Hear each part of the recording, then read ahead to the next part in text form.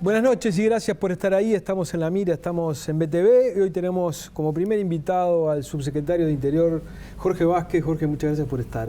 Gracias a ustedes. Federico, ¿qué tal? Buenos días, buenas noches. Buenos días. Está con el reloj cambiado. Sí, sí, sí. Más adelante vamos a tener a Eduardo Blasina, el ingeniero propietario del Museo del Cannabis, hablando de este hito histórico que fue la legalización de la marihuana.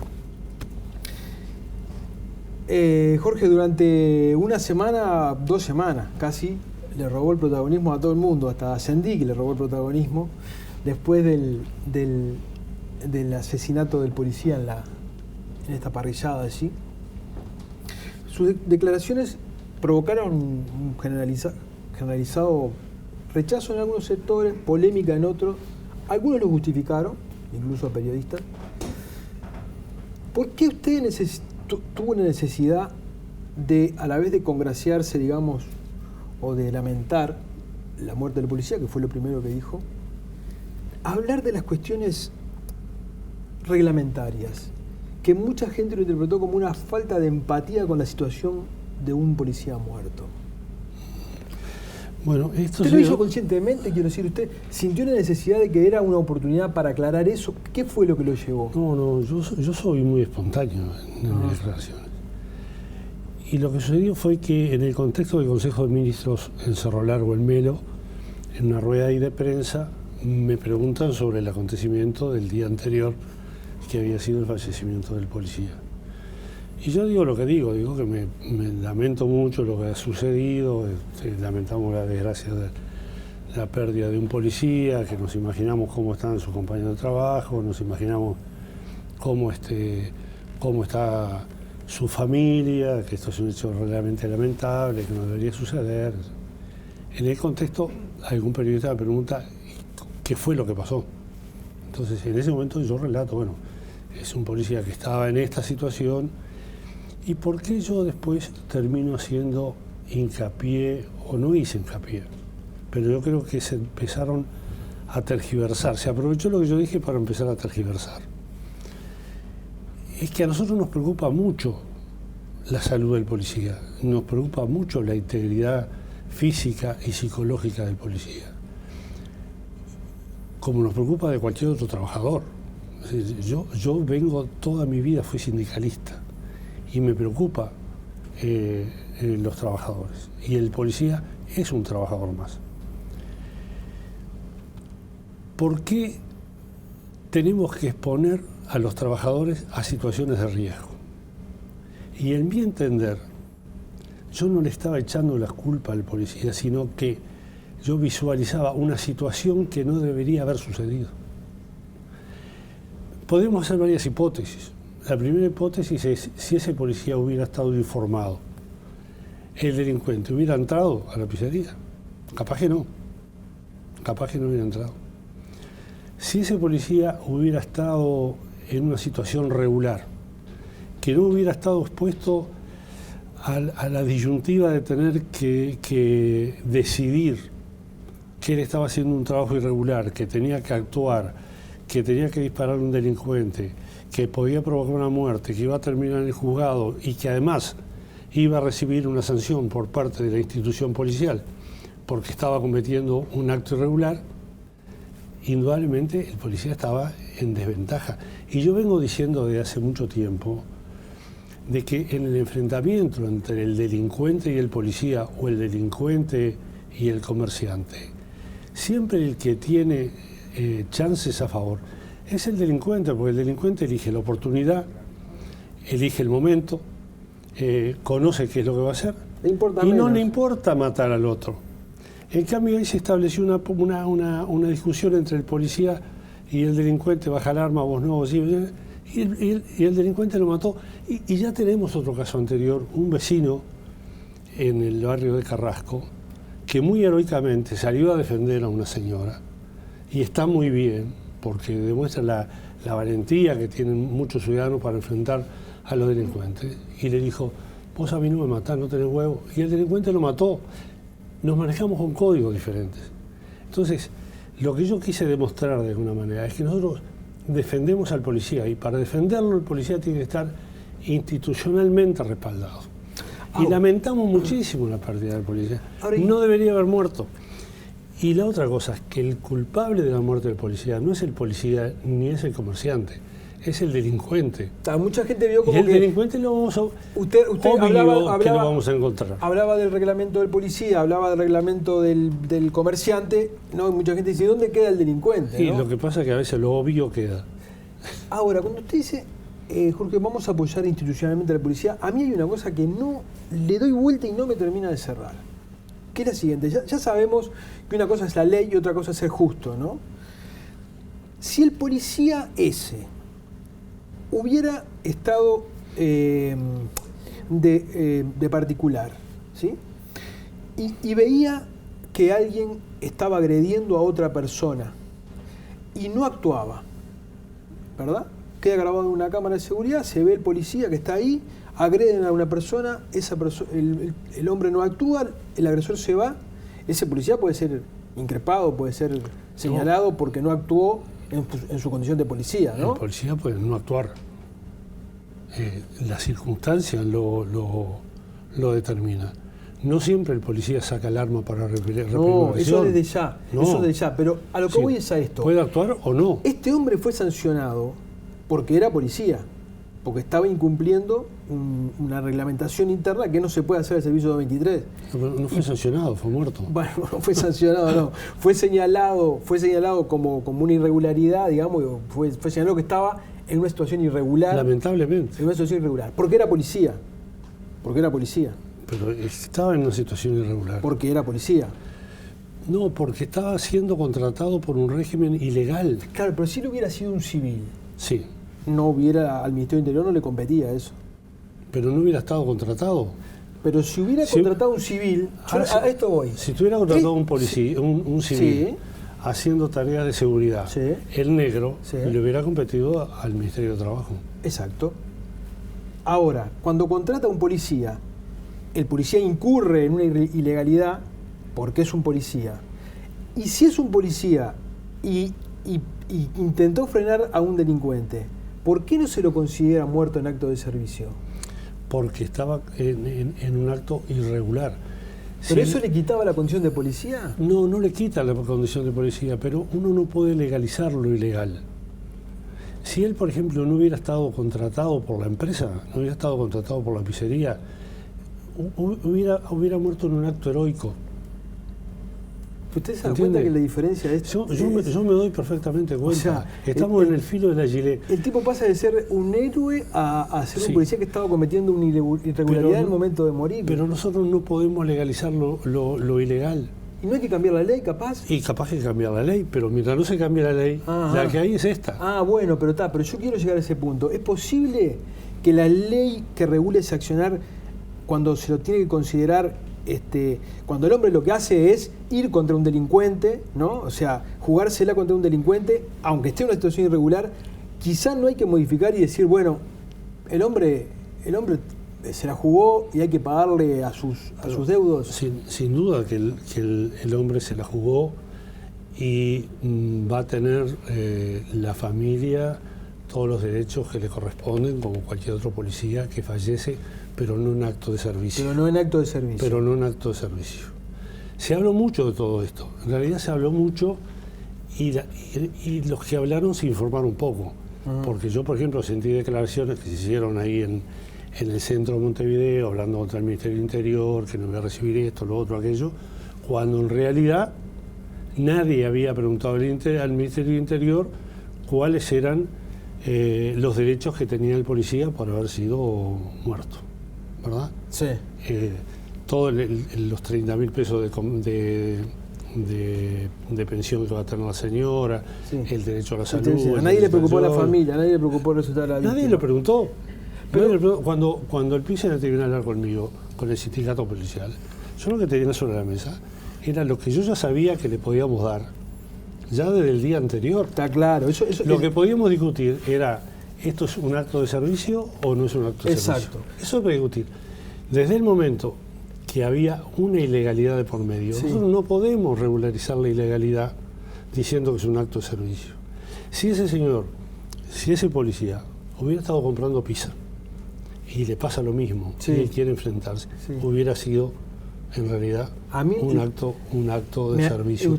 Porque hemos tenido, por ejemplo, policías que han sido abatidos, por ejemplo, recuerdo uno en la calle General Flores, que se bajó del ómnibus, tuvo un enfrentamiento con los delincuentes porque había un robo, etcétera, etcétera.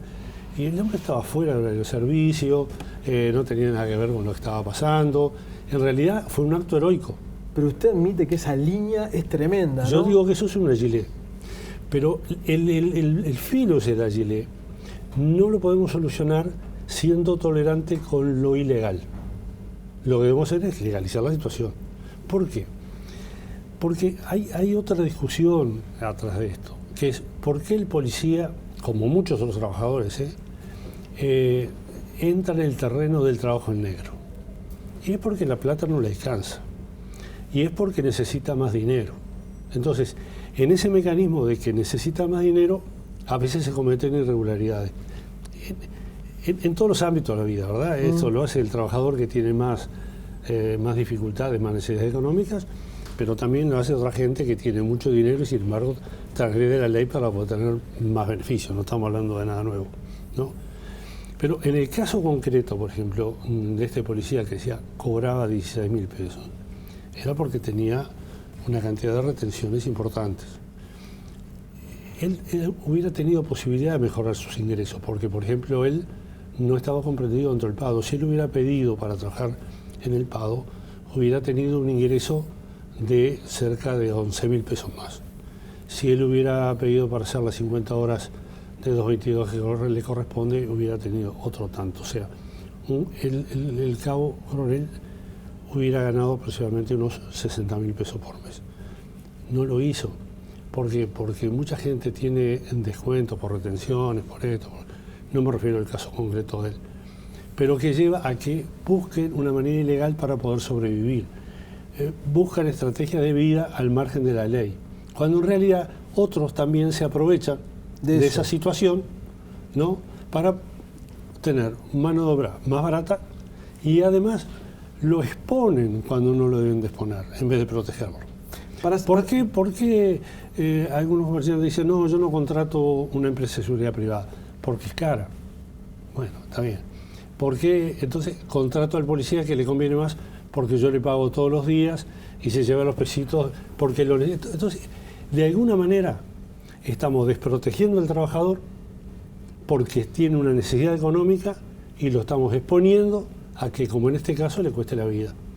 Cuando de repente, si hubiera estado trabajando en forma regular, el delincuente no hubiera entrado. Es un borde muy delicado. Sí, pero yo no puedo dar el mensaje. Usted contrate el negro porque como el policía necesita trabajar el negro y usted puede pagar menos, contrate el negro. Yo no puedo dar ese mensaje. Yo tengo que establecer una diferencia entre el policía que pierde la vida en un acto de servicio y el policía que pierde la vida en el mismo acto, pero cometiendo una ilegalidad, cuando el policía no la puede cometer. Una irregularidad. Es una ilegalidad, está prohibido por ley. Es una ley que aprobó el Parlamento. El Parlamento dice, se aprobó en la ley de presupuesto. La ley dice, los policías irán disminuyendo progresivamente el 2.22 hasta llegar a un tope máximo de 50 horas mensuales. Y pueden desempeñar otra tarea, pero no pueden trabajar en tareas de seguridad. Que fue una manera de buscarle, mejorarle las condiciones de vida, sacándole un poco el estrés y tratando de exponerlos menos, porque muchos policías con el 2.22, que cuando se creó el 2.22, también era ilegal. Era ilegal porque se cometían una cantidad de irregularidades que nosotros la denunciamos ante la ley y hay policías en la justicia por eso. Porque contrataban tantas horas, le mandaban menos cantidad de policías, en vez de mandar policías en régimen 222, le mandaban policías en el horario regular y le cobraban al comerciante el 222. Los controles cobraban por un número de policías a controlar que no existían. Era un foco de corrupción. Un foco de corrupción. ¿No se puede abaratar un poco el 222 para que no tengan que recurrir al 223? se puede abaratar un poco para que la seccional, para que la policía no se quede con tanto porcentaje y vaya más al policía? Pero hay otra cosa más. El tema es que antes el 222 no tenía las retenciones de la ley, Sí. Era un pago en negro, Seguro. ¿no? Y hoy en día tiene las retenciones correspondientes y se tiene en cuenta para la jubilación posterior del policía. Pero a la vez tienes otro problema de que quien tiene un préstamo o tiene un divorcio y tiene que pasarle el plata a la mujer, se lo sacan de ahí. Estamos de acuerdo. Pero también nosotros deberíamos de trabajar un poco, ya que hemos mejorado los salarios, sobre el tema del manejo responsable de los recursos. Y estamos en una sociedad consumista donde se le fomenta a la gente que consuma cosas y eso no va acompañado por la capacidad económica para poder hacer frente. No le pasa solo a los policías. Le pasa a todo el mundo, pero no lo podemos legalizar, no lo podemos institucionalizar. Ahora, Vázquez, más allá de la discusión sobre incentivos o desincentivos al trabajo en negro de los policías, más allá de su actividad reglamentaria, ¿qué controles, qué contralores tiene o qué capacidad tiene el Ministerio del Interior para detectar este tipo de casos? Porque también es cierto que, es verdad, si el policía hubiera estado en otras condiciones en ese restaurante, quizás no hubiera pasado lo que pasó, pero también es cierto que si el Ministerio del Interior lo hubiera detectado a tiempo y hubiera implementado las sanciones que tendría que haber implementado, tampoco esa situación se hubiera dado. ¿Qué responsabilidad hay en ese sentido? Pero no es fácil controlar todos los comercios que puedan haber, a ver si allí hay algún policía que está cumpliendo funciones que no... ¿Pero hay recursos destinados a eso? Porque para ese tipo de control no. Porque además muchas veces, ¿qué hace el comerciante? No lo contrata como un funcionario de seguridad. Lo pone en planilla de trabajo como reponedor en góndolas, o como cajero, o como portero, pero en realidad lo que está haciendo son tareas de seguridad, ¿no? Y que además, en este caso concreto, el comerciante lo reconoce. Yo no estoy buscando echarle la culpa a nadie. Lo que estoy buscando es la manera de cómo solucionar un problema que existe. Hoy en día, una cantidad importante, no sé cuántos, de policías hacen trabajo del negro porque cobran el 35% de su salario. Hemos mejorado los salarios, sin embargo, por razones de consumismo, retención familiar y tal, familiar, etcétera, etcétera, cobran poco. Ahora, ¿eso lo solucionamos mejorando el salario? No, porque siempre le van a seguir reteniendo y hay una parte que él va a querer tener trabajando en negro. Tenemos que combatir las dos cosas. Tratar de que el policía sea más responsable en el manejo del dinero que dispone, y tratar de que los empleadores no empleen funcionarios en negro. Y sentémonos a buscar la solución de tal manera de que la gente no se vea de alguna manera acogotada y salir a buscar soluciones por vía de la ilegalidad. Porque si no, entramos a justificar la ilegalidad. Yo creo que lo que tenemos que razonablemente buscar la solución a los problemas que se nos presentan. Este es un problema relativamente nuevo. Cuando nosotros reglamentamos el artículo 222, de acuerdo con el Parlamento, y dijimos que no hicieran más de 50 horas mensuales, era para que tuviera cierto nivel de tranquilidad, para que no estuviera estresado, estando permanentemente alerta en temas de seguridad, puede hacer otro trabajo, no tienen exclusividad ni full time los policías, pueden ser taximetristas, no sé, lo que quieran, lo que no pueden hacer es tarea de seguridad. Por la salud mental del policía. Pero son policías a las 24 horas. Son policías a las 24 horas y tienen la obligación de actuar. Pero mire que no pasa en la única profesión. Mire que si mañana yo salgo de acá, hay un choque y yo no bajo e intervengo, yo termino en la justicia, porque yo soy profesional de la salud las 24 horas del día, aunque no esté ejerciendo hoy en día. Yo me veo en la obligación de atender a una persona que está herida. Igual que un médico, igual que cualquiera que pasa por ahí, le cuesta el título. A los policías le cuesta la vida. A los policías le cuesta la vida. Me permite una tanda y ya volvemos y seguimos con Jorge Vázquez hablando más de seguridad.